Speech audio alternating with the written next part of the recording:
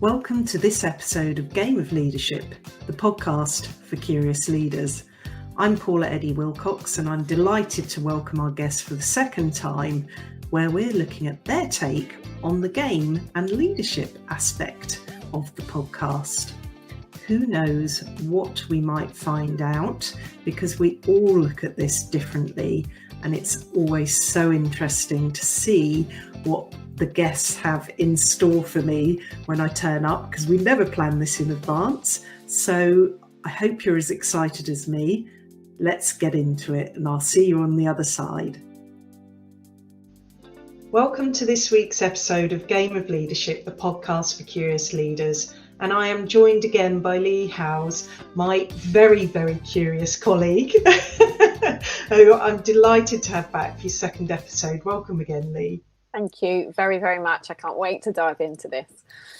Oh, exciting. And I probably say it at the beginning of every episode, but I don't care if the listeners get a bit bored of me saying it, but it is one of my favourite episodes because everybody has some bizarre, some unreal I would never have even thought of, some sort of more predictable, if you like, different takes on what game and leadership mean when you see them in the same sentence, and then really how that's applied to your own experience or experience of the people that you've worked with over the years, and how those games have sort of weaved in and played a part in your leadership journey. So with that, I will hand straight to you and say, what does game and leadership mean to you, Leigh? Honestly, this one really got my curiosity on like full alert, I have to say. It really did. And I was going down all sorts of different like areas with this because I just was exploring it. And what I thought was really prudent was my immediate thought as soon as I saw it. So as soon as I saw it and I asked myself the question, and this is what's interesting. So this was initial, and then I started peeling the onion around it, and it just became so much bigger and much more than that initial thought. And I thought this is interesting actually, because I wonder how other leaders would respond to a similar question. So initially, when I hear game and leadership in the same sentence, I feel like my heckles go up a little bit, and I feel, oh, it doesn't feel like the two should go hand in hand. So that was my initial thoughts. I'm thinking, and it was interesting because then I looked up the definition of game, and I'm sure loads of people have done it, but it came up threefold: amusement, fun, a period of play, like a contest where obviously there is an outcome at the end. And then the one that had got my heckles, which was that my thought process was like some form of manipulation of a situation or a system. And I think that's why I was like, oh, I hear the two together. That's how I feel. And I realized why I probably felt that is because a massive part in terms of my core values, is we do not do that. That's like, if I take the Spider-Man movie and what was said to Peter Parker, with great power comes great responsibility. We should never be looking to manipulate. And then I started to peel it back because a lot of the work I do around critical conversations, and we think about the word influence comes to mind. And I'm like, actually, what does influence mean? Well, if we're influencing something, are we manipulating it? Well, no, we shouldn't be if there's integrity within it. And I think integrity gets talked about an awful lot. But it came back to me to be about curiosity. So then I'm like, wow, if actually we are playing a game and we're getting curious within that game, and then we're responding to the person and getting more context, then we can respond. So anyway, I started going off down that tangent. And then it was like someone come and slapped me around the back of the head and said, Leigh, think about what it is you say almost daily, which probably drives my husband mad because he says, oh my goodness, you're talking worky talk here. But I do say it's a game changer. That's a game changer, or this person's a game changer. I'm like, hang on a minute. So initially I'm thinking this, like the two don't go hand in hand. And then I'm like, okay, so let's just unpick this. So I start unpicking the game changer piece. And I'm like, I say it and I know in my head what it means, but let's understand the definition of game changer. And it said, and this is from the Oxford Dictionary, An event, an idea or procedure that affects a significant shift in the current way of doing or thinking about something. It's like, this is amazing, because I have just literally launched a program called The Shift, which is all about shifting perspective and doing things in a slightly different way. So now my mind was like just bubbling over. So there was those two that came initially to play, and then there's a third one. And the third one links back into this period of play that obviously is part of a definition. And I use this quite a lot as an example. So I'm not a huge, I like football. I watch football. I live in a house of, avid football fans. We are Spurs supporters as well. So for anyone that, is also on the journey of being a Spurs fan, you know how hard it can be, this journey. And I'm also competitive because, I ride horses and I've always been competitive. So I started to think about, there was a game that I was watching once, and for the life of me now, I cannot remember it was a Premiership game, and they'd gone like down, I think it was like 5-1, and there was only about 20 minutes left of the game. And obviously the team that were at a higher level with more goals in the net were dominating the game. And at that point, the other team could have checked out. We can't do anything here. We're just going to check out. And what they didn't do was check out. And actually, they clawed it back, and we ended up with a 5-5 draw. And I found that fascinating, because for me, that was about this was not necessarily about your skills, but about the way you bring your head into the game. So one of the things that I share with so I was talking to a client recently who had only sold, half the number, if actually a third of the number of tickets for an event that they were hosting, and they had checked out. And I said to them, how long have we got until the event? And it was a few weeks. So we unpeeled the onion as to, well, why have we checked out in here? What's really going on behind the scenes? And I shared the story of this, these two teams. And I'm like, should that team have just accepted a 5-1 defeat 20 minutes out, or should they continue going to the final whistle? So they're the things that sort of started. So I don't really have the answer, but I did get really curious, and it's really got me super curious, because I think the beautiful thing about this is there's no right or wrong, is there? And often I say, do we have to be right or wrong? Well, of course we don't, because if we're more curious about the other person's opinion, and in fact, I showed a post about this a couple of days ago, because I think we've become so opinionated, we're not necessarily listening to what somebody else has to say. So I love that you asked this, and I love how open you are to exploring it, because there is no right or wrong. It's just someone's perspective about what it means, right? So there you go. That was my initial thoughts. There's my 2 pence worth. Unpick that, if you will. Well, yeah, I mean, and that's the whole beauty of this. And the way that the podcast came about, around that curiosity of other people's thoughts and discussions, and the game is a part of that. The fact that game and leadership are in there together, and that piece that you talk about, that manipulation piece, that's the bit that I really don't love about game and leadership in the same sentence. I've been there, I've seen it happen, and it is really unpleasant to be in the middle of that within an organization, because I was in corporates for almost 30 years. And you made me laugh inside in the previous episode, because you were talking about moving across to Pizza Hut. I used to work for Whitbread, who owned Pizza Hut at the time. Oh, how funny. Oh, my before they went across to Yum. Yeah, yes. Before they went across to Yum. So it's just really funny connection. We're linked in more ways than one, Paul. Well, we're also linked in on the exec assistant front as well, because I did a lot of that over the years. No way. Oh, so it's really interesting how we both ended up in leadership. Yes. Isn't it? What we're doing, because when you're in that exec assistant role, you're essentially being almost that chief of staff. You are managing the people, managing what's done, what isn't done. You're making decisions all the time. Just incredible. So really, really interesting, that kind of synergy in our journeys there. But also lots of different stuff as well, Leigh, of course, but really nice to see some of those touch points along the way. But that whole game and leadership piece really got me curious, and everybody's brought something different.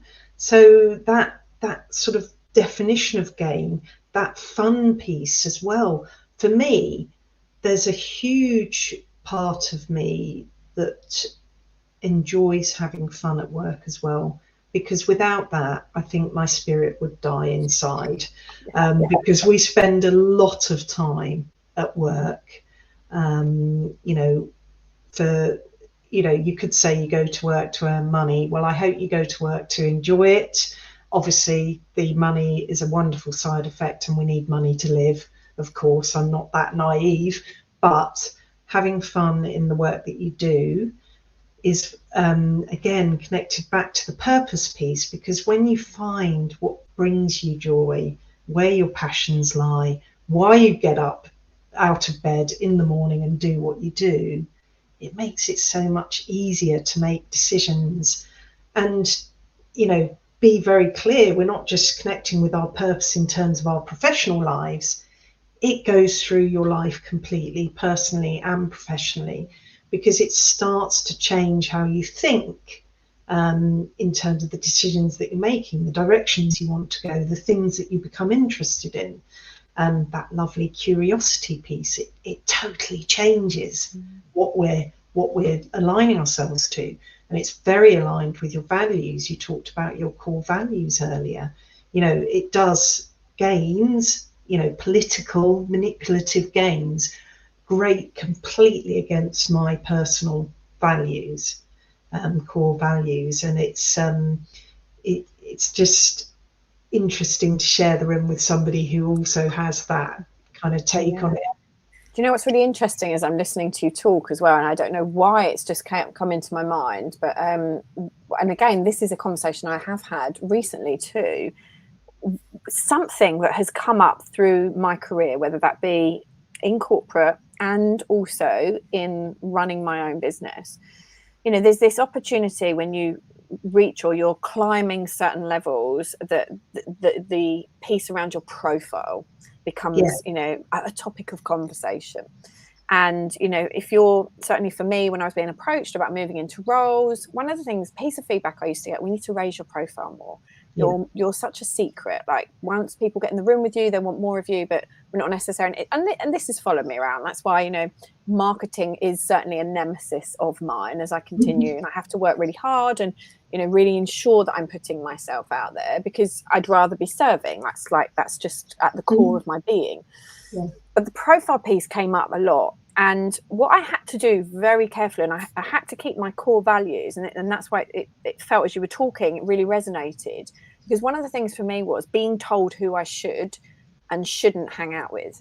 And I know that I am fiercely independent as an only child. So it's that mix of who's the person here, the human being versus the, professional being, and the two coming together. Because I was like, I'm really happy to take steps to improve my profile, but what I am not prepared to do is stop spending time with people who actually are aligned with my values and my purpose, because they don't fit the mold of where this profile should be. And that is something that is so honestly, it's deep rooted in my core. And I think as a child at school, I was that person, or I will hang out with who I want to hang out with, not because you tell me they're the cool kids or they're not. Even I can feel my tone changing as I'm describing it, because I feel so strongly about it. And I do think that can feel like part of a political game. And I do see this a lot in certain communities and circles where it's, people are just hanging on to the what I would call the I don't know, the dress tail of the person who has the profile that they want a piece of. And that to me feels like a manipulative game that I do not want to be part of. That's probably where I was thinking. I'm like, absolutely not. and I'd rather you go do you, and I'll just be over here. While everyone else is going like left, I'm very often the one going right, or vice versa. Yeah, and I get that completely, Leigh. You know, at school, I was friends with who I wanted to be friends with, not because this crowd over here were the ones that were the in crowd or whatever. You know, yeah, I had some friends in there, but I was never in there all the time, because I had some great friends over here as well. Thank you very much. And, you know, being able to, I suppose now as an adult, as we're chatting about this now, that's quite a skill, I think, to be able to, well, have the confidence to be who you want to be and not be told that you must be over there with this lot, or you must be over here with this lot. You know, compartmentalizing and labeling people, it does such damage. Just be who you want to be. You know, being able to work with people now and help them to show up and be their best, choose, give themselves permission to do the things they never thought were possible. It's just incredible. And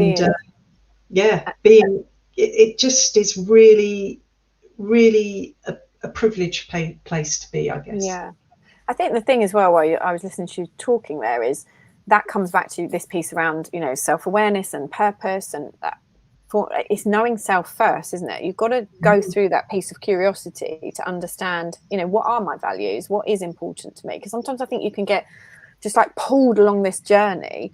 And I think the great thing is when you run your own business is you are in control of making, you know, depending on the size of your organization or whether you have, you know, shareholders or whatever. But if you are that decision maker in that business, you can make those decisions when you become conscious of them and courageous enough to take it. I think sometimes within an employed capacity, certainly as a leader, that can be a little more challenging. You know, how do you, if that's your own leader that's telling you need to be hanging around in these circles, how do you then facilitate that? But also how, like you say, the skills you need to develop, because, you know, as a leader, you're not going to get on with everyone. As a leader, you're not going to like everybody that you have to spend time with, because unfortunately, you're not in control of that situation like you are your own business. And it is navigating and learning the skills to be professional within those environments, and also not be sacrificing your soul so that you're spending, you know, all of that time with the people who are just sucking the life out of you. And I liken that, there's that piece, and then there's also, you know, people that are so competent in their roles, which is a bit about, you were talking around purpose, I liken it to strengths and energy. The more we understand about ourselves, the more we appreciate, am I doing this job because I'm just highly competent at it, but I no longer enjoy it? And therefore having the courage to jump and or make a decision to do something else is like, it's hard, and a lot of people don't ever make those decisions. They just carry on through the journey.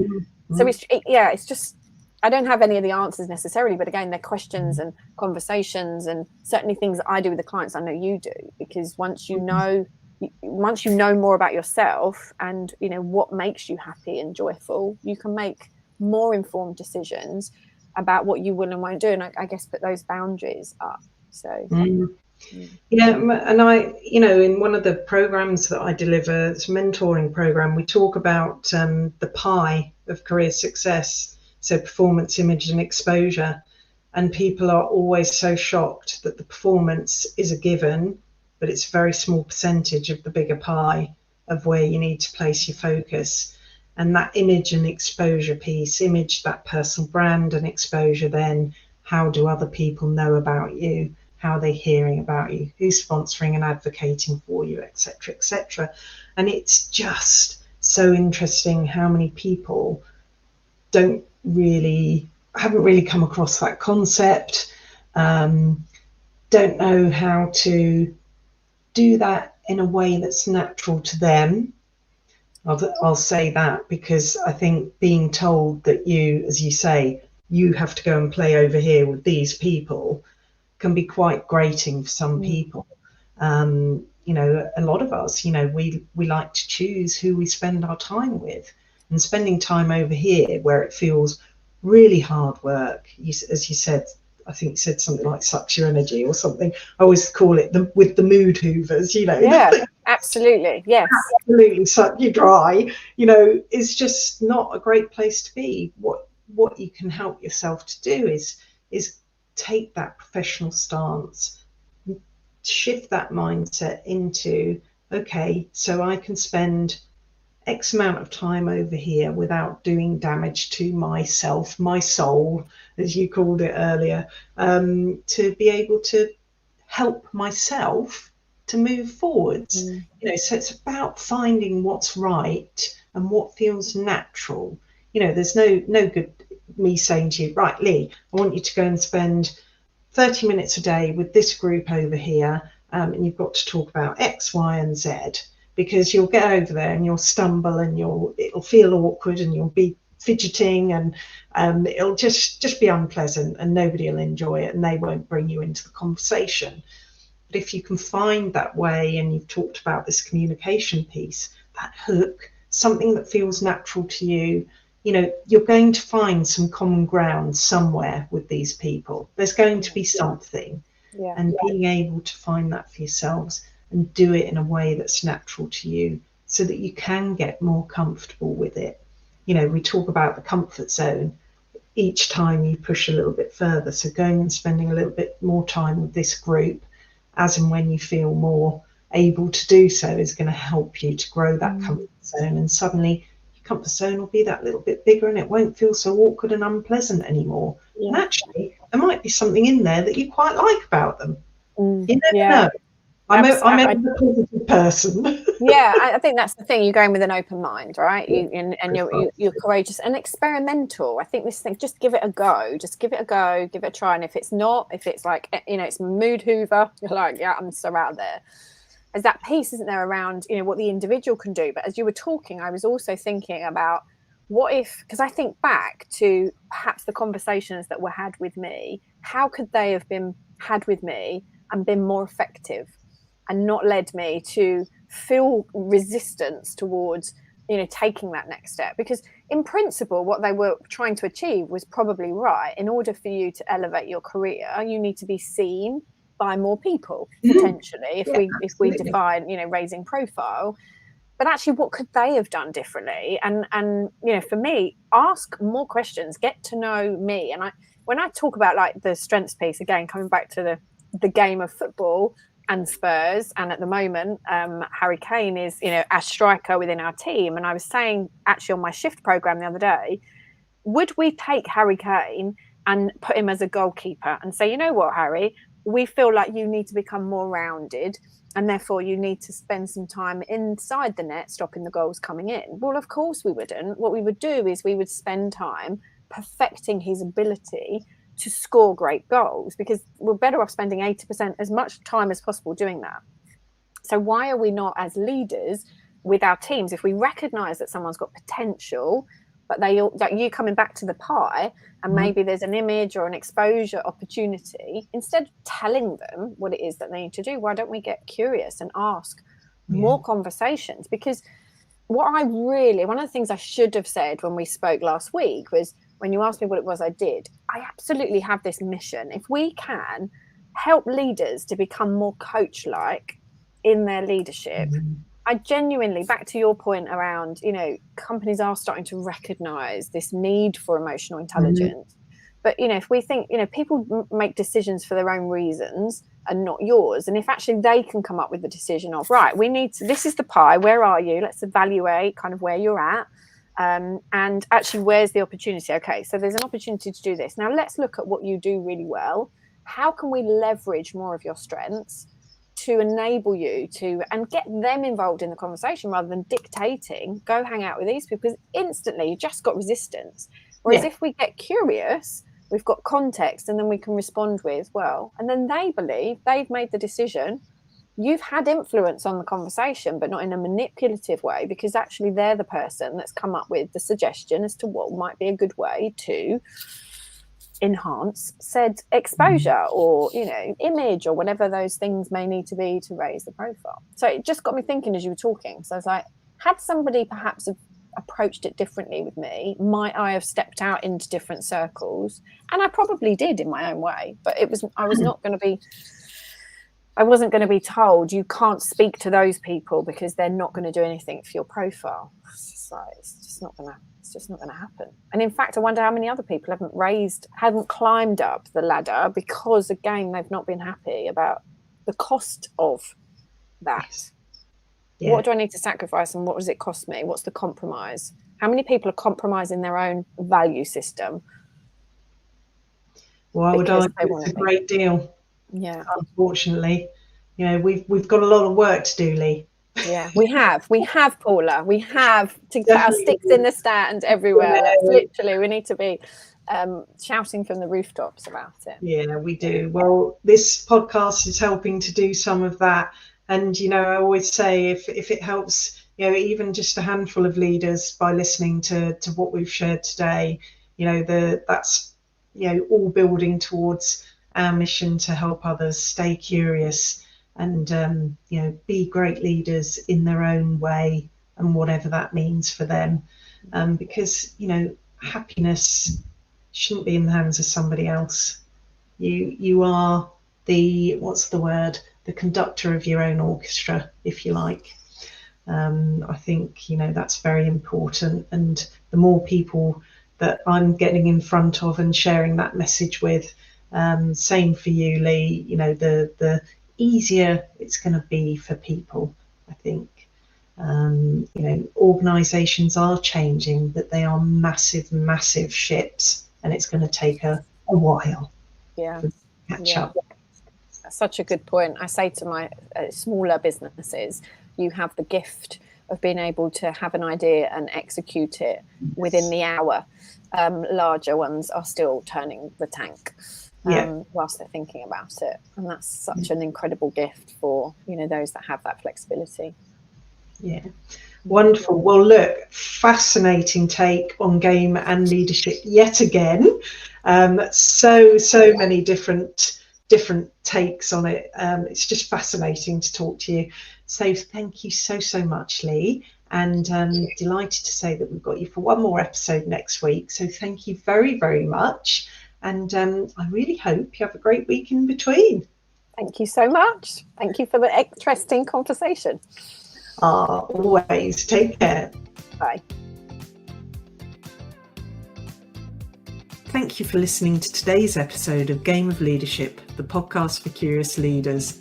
I always think the game episode is one of my favourites because we get a real insight to our guests' take on their ideas of how games and leadership fit together.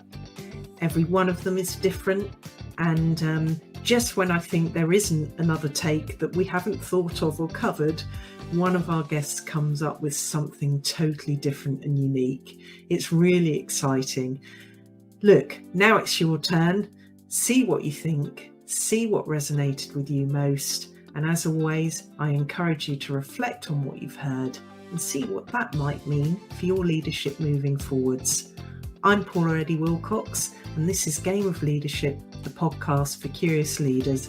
I really look forward to seeing you all next week. Bye for now.